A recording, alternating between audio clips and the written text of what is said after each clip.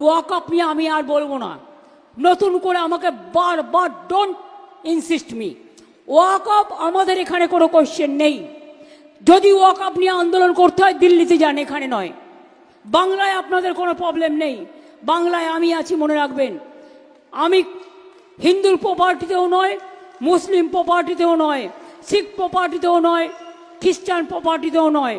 আমি কখনো কারোর জমি অধিকার করি না। আর কোর্টে অলরেডি স্টে আছে, এটা সাবজুডিস কেস, আপনারা জানেন। আমরাও কোর্টে পার্টি হয়েছি। এইটা নিয়ে আর গুলোগুলি করবেন না, গুলোগুলি করবেন না। যদি করেন সবচেয়ে বড় শত্রু আমি হব। যদি আপনার কেউ অধিকার কেড়ে নেয়, অধিকার রক্ষা করার গ্যারেন্টি আমাদের, এটা মাথায় রাখবেন।